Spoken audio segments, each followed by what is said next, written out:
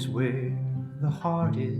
Good morning. Welcome to Home is Where the Heart Is, where mortgage meets ministry. How about that opening and what will be our closing tune? This is our second episode, performed by Joe Birch, former Nashville performer, good friend of mine.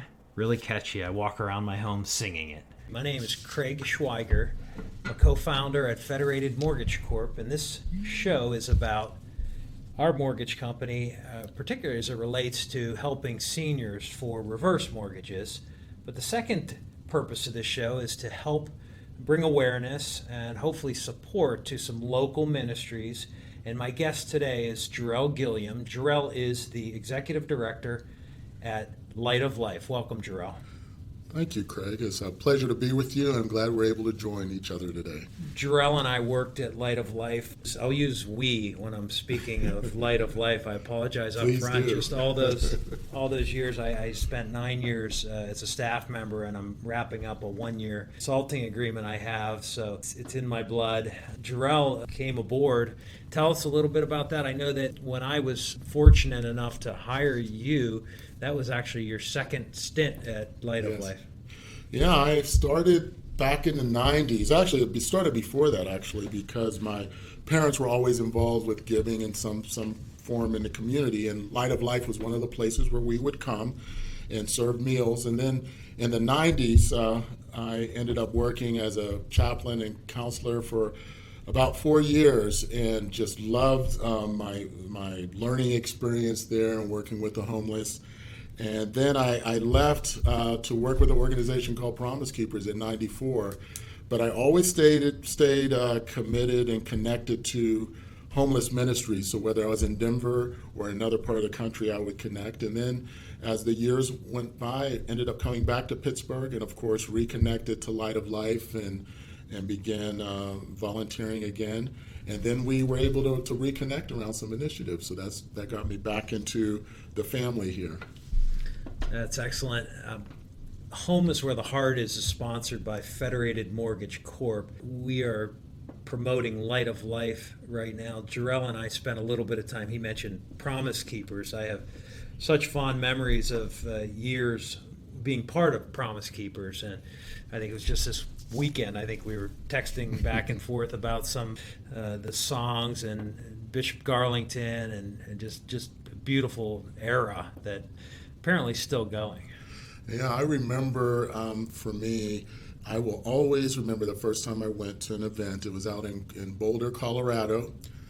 And my father, who is no longer with us, he's part of that great cloud of witnesses, but he was he went with me, and we went to that stadium, and it was the first time that they had a stadium full of men, and they were out there, and we lit candles the one night. And our chaplain, Harvey Hall, was there as well. Okay. And we were there, and just seeing a stadium full of people committed to being better fathers, better husbands, better sons. I was impacted by that. I will always remember that memory, and it was an honor to work with them. I remember just a couple years ago, Promise Keepers, Darryl Strawberry was going to come to Pittsburgh. His flight ended up getting canceled, so there we were. There was probably 100 guys. These were ministry leaders in the city there to hear from Darryl, but we did have the Promise Keeper staff there. And the thing I remember about that, and our good friend Tunch Ilkin was there, yes. And some others, Leo Wisniewski, and I remember all these guys referring to how Promise Keepers impacted their life in some way. And I would put my hand up, the same thing, just my passion for unity in the body of Christ, all really stemmed from, first God's calling, but it was manifested through these Promise Keeper events, breaking down the walls. And we were saying what you did here, and we were saying this to the Promise Keeper staff, what you did actually worked. You have a lot of guys in this room right now that have committed their lives to their faith and had to do with that ministry. I think you mentioned Tunch, our friend Tunch. He likes talking about the one scripture that talks about the blessing that comes when you come together in unity. Yeah. And we definitely experienced that in coming together I like referring to John 17, where one of Jesus' prayers was that we would come together and be one. And so anytime we have the opportunity to have people from different backgrounds come together for a common purpose, I think there's something really special about that. Yeah. And I hope we can do more things like that in Pittsburgh. God is glorified in those areas, in those times when we come together. Well, if you're joining us, this is Home is Where the Heart Is, where mortgage meets ministry. I'm your host, Craig Schweiger, and this show is sponsored by Federated Mortgage in Pittsburgh. We're broadcasting in order to provide valuable information about senior reverse mortgages. Those are these things you hear about. Most recently, AAG is a big promoter of these. Tom Selleck, everybody knows Tom Selleck. You're hearing more about reverse mortgages, but there's a lot of fusing and details that need to be understood before you as a senior, or if you're advising a senior, would determine if that's right for you. And that's what we're here for. So at the same time, we're here to promote ministry. Jerrel, can you talk about Light of Life? Give us some background as the executive director and with your history there. Well, there has been a wonderful celebration that we recently had, and of course you were very much a part of that, and that is we were able to celebrate the opening of our new shelter at Vetley Street. And that has been a long process, over 25 years of trying to find a place and thinking we had a place and not having it, and then finally for that to happen. But the context of that is we celebrated that, that grand opening. But when I think back a year ago, Craig, it was like, man, we were at the beginning of 2020. COVID. Then COVID hit. Prior to that, in January, we were looking at this great year. We wanted to look at moving into the new building. But when COVID hit, it changed and challenged us in ways we could not have anticipated. One of the things was that we learned that in some cities, the homeless population, when COVID would hit those populations, they would end up kind of going into the whole emergency room system, the ERs, and many homeless were dying in other cities. And so we were bracing for that here. We weren't sure how it was going to hit us. And as we kind of got together with other leaders in the medical side here, Operation Safety Net, Dr. Jim Withers, Allegheny Health Network as well, we came up with this strategy basically to keep the homeless separated and to keep them safe because there wasn't COVID in their community. And what that challenged us to do as Light of Life was to figure out how can we bring services to them. We're used to having them come to us. Right. But how do we go to them? And for the first time in all my years with Light of Life, we were actually encouraging homeless people in camps to stay in the camps. And that was hard. Right. That was difficult. Yeah, very difficult. But we felt it was the best thing to do. So we began to reach out to see how can we do that. So we needed to get water supplies. We needed to get medical supplies. We needed to get food. We were able to get hand washing stations into those areas. As happens often, something that started off as a negative, we actually ended up seeing on the other end that it was a blessing. We were able to expand our services through that time. We went from a typical time like the year before when we would look at, say, March, April, May. The year before, we served about between 5,000 and 6,000 meals in the March, April, and May timeframe in 2019. In 2020, it went from, in March, 6,900 meals to April, 18,000 meals. Wow. And then in May, 17,000 meals. So we were tripling our output at that time, while around us, businesses are shutting down, food banks are shutting down. And so God used that to help us to respond to a crisis that was in our community. Well, there was such a need at that time, and I remember looking back at, as having served as the executive director, how difficult that job must have been. So I was glad that it was in good hands in Jerrel's leadership. But your discussion about home and the homeless that has a lot to do with where my heart is. Home is where the heart is the name of this show. And for whether it be homeless, whether it be ourselves who own homes, or seniors that want to stay in their home, I think of home as it's a safe place. It's that place yes. You can go. You're connected emotionally with the people that are there, and that's the hope and prayer for all. And with no exception, Light of Life is trying to provide that. So the big thing this past year is opening that new building. One of the challenges that I recall Light of Life having was just too small of a building, and where people would come in and feel cramped and needing to sleep very close in the bunk bed beside the new building. Talk about that a little bit. It's just exciting, huh? It is. It's very exciting to walk in there, and you dreamed of this for a long time and worked very hard with the communities to make it happen. I'm so appreciative of your efforts that way. But I tell you, Craig, when I walked in and I'm there with some of the homeless that walk into that facility, I recently was giving somebody a tour, and there was a homeless person that was there and was like wanting to give back, so was actually helping to clean one of the facilities. And he was telling the person I was giving a tour that he had gone to the other place, and he called it a dungeon.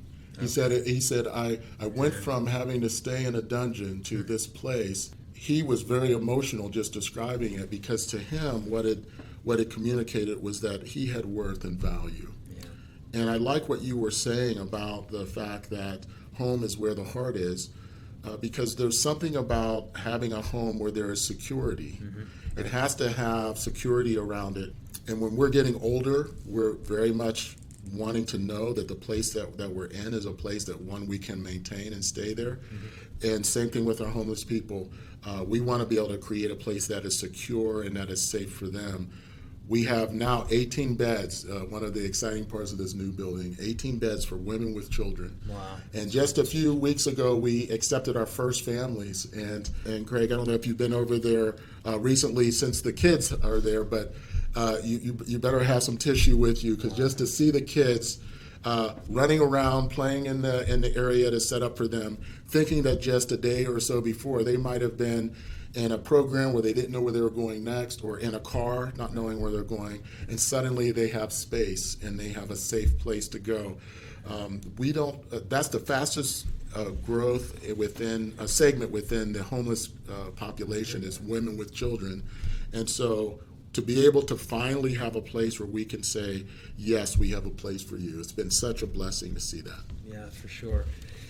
I'm struck by that the women with their children are the fastest growing population of homeless. And having moved around a lot as a kid, there was some excitement there, but there was also that uncertainty and the lack of consistency. Home should be a place where you can trust, you're comfortable.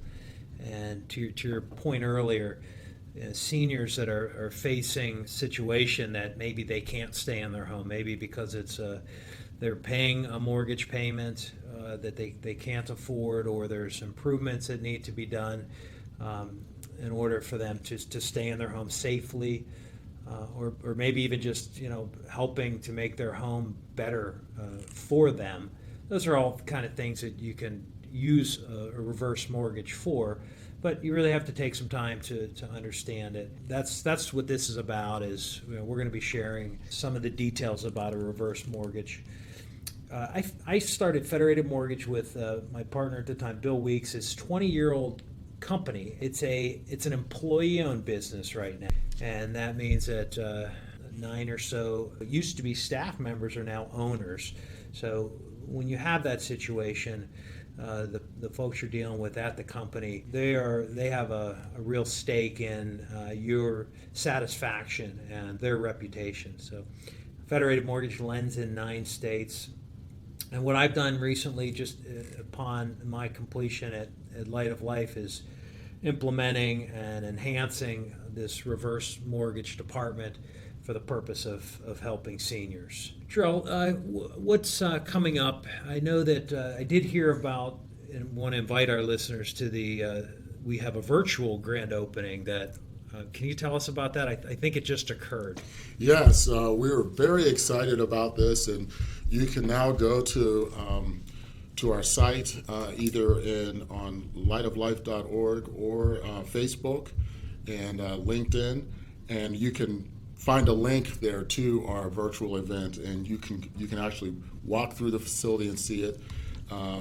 We are very excited about that and excited about this next phase, because it was actually two phases of a program. The one was our Bentley building, but now our relocation, and so now we are in the process of renovating another facility that will enable us to house our long-term programming there. And so we were excited to announce that. We are moving towards our goal, but we need everyone's help to get there. And so it's about a $22 million campaign altogether.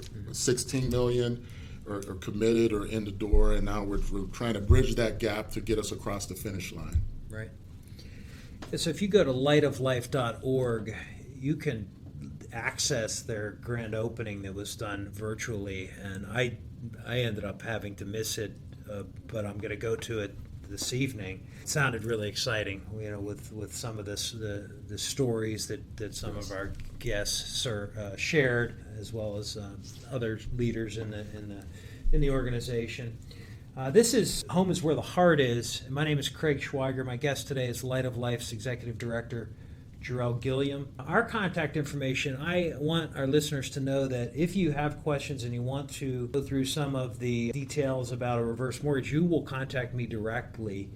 My email is craig and it's just fedreverse.com, F-E-D reverse.com.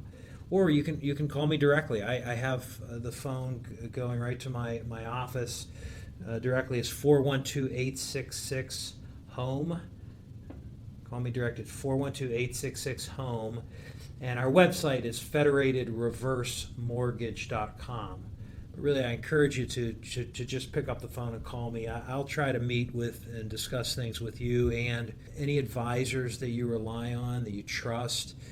Just make sure to navigate through the uncertainties so that you know if, in fact, it's right for you. And frankly, I suspect that many that I speak to will find that it's not right for them for one reason or another. And my goal is to uncover the things that really help you to make the right decision. I'm going to get into who qualifies for a reverse mortgage. To begin with, reverse mortgages are for those that are 62 years and older. Many think that they're just putting a new mortgage on a current home, which is typical, but many don't know that reverse mortgages can be used by seniors to purchase a new home. Seniors are finding that they want to downsize or find that better home. It might be a ranch, a patio home, and they're finding that the prices on those homes are higher. And so there's a method where they use some of the money from the sale of their home to purchase that home, and they make up the difference with a reverse mortgage. So using a scenario where you may be $100,000 short, you can take a reverse mortgage, and like any reverse mortgage, there are no payments. You do have to keep up with your taxes and insurance, but you don't have a principal and interest payment. The other benefits that are popular for seniors that are in their home and want to make repairs, improvements, an addition, they can access the equity in their home without taking on a new payment. And if they happen to have a mortgage at the time, that loan can be paid off first. Well, it needs to be paid off first and foremost. So you'll end the payments that you currently have on that mortgage, and the new mortgage will not have payments even when you take out additional, if you decide to do the home improvement or repairs that I mentioned. But you also have to know about opportunity to take supplemental income. You can set a payment up based on your equity, and often it's set at 5 years or 10 years.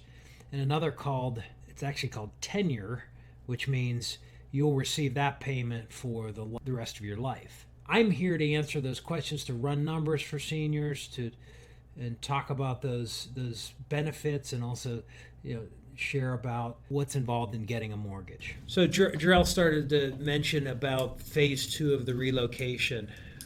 The first building, we heard about some of the challenges during COVID.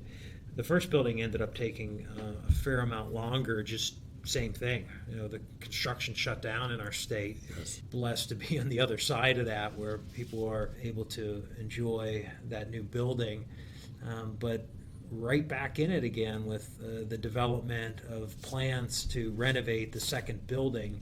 My experience in that was that Light of Life was moving from more populated areas on the north side to areas where, frankly, we found more homeless. The eastern part of the north side and the western part of the north side both had pockets of homeless. Maybe you could speak to that a little bit. I remember hearing a story about the train that used to kind of hit a bend right by this newest building that will be started soon, Ridge Place. Yes. Historically, because of trains, especially in Pittsburgh, have been just a part of our landscape, they were used for transportation of those who have been homeless over the years.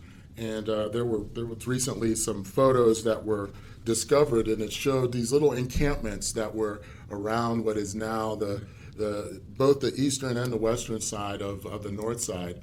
And these would be places where the trains would slow down because of the curves, and people could jump on and off.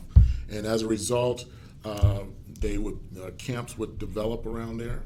And to this day, there's still like there's an attraction for people to jump on and jump off there. And part of the beauty of having our split services is that we are designing it so that we can reach the people in those immediate communities, so that people now do not have to walk across the north side in order to get services, but they can find services available right where they are. So even in the new building that we are beginning the renovation process, there will be some shelter beds on that side, just like the other building at Bentley has more shelter beds. But we'll be able to meet the needs of people whatever they are. And much less dense and, like we said, safe accommodations. I want to speak a little bit about the donors. When I started at Light of Life, I remember hearing and speaking with our then director of development about the number of donors we had, which was very impressive. 50,000 donors. But I also learned that at that time the average donation was fairly small, maybe $30, and we would get. I shared in last week's show, change in the mail. We would get a note from, we call it the widow's mite. Widow might send us a little note saying, look, I've wrapped up, this $1, and I want it to go to good use, and just broke your heart, these things. Yes. But, the fact that, to build two new buildings is very expensive, and Light of Life, having taken the amount of time it took to get community support and the funding in place, and now development construction done, the prices have gone up. Steel, lumber, resins, plastic, all these things that go into buildings have all gone up. So Jerrel mentioned earlier, I think the campaign is up to $22 million, and we're headed into the public phase of the capital campaign, and that's where a lot of the really heavy lifting has been done. About $16 million is raised, and there's an expectation that another $3 million is pledged or expected to come in. So, we're reaching out to the public right now, and I'm hoping to use this show that those listeners and folks that go to the website to listen to it, if they can't listen to it live, will have a chance to look up Light of Life and be part of that public phase, kick in that last, what amounts to about $3 million, so that these buildings can be completed and the poor and the homeless and the addicted can be served. So I thank you for being with me. Jerrel, any final thoughts? Thanks for taking the time today. Yes, I'm honored again just to join you, and thank you for bringing attention to this much needed area here for the homeless, but as well as for the reverse mortgage. And it's a great tool that can help a lot of people. So I'm glad you're able to share this with the Pittsburgh audience. That was Jerrel Gillium. Jerrel is a good friend, a brother, and I feel it's such peace knowing that Light of Life is in very good hands under his leadership. This is Home is Where the Heart Is, where mortgage meets ministry. Again, you can reach us at 412-866-HOME, or please contact me directly through email. My email address is craig@fedreverse.com. For those that are interested in maybe some other mortgage products, you can access everything Federated does at fedmc.com, fedmc.com. But my interest is to help those seniors, those that have looked into this reverse mortgage that you're hearing about, and just to make sure that you fully understand about those programs and products, and that you find out if it's right for you. Thank you all for your time. God bless. Home is where the heart is.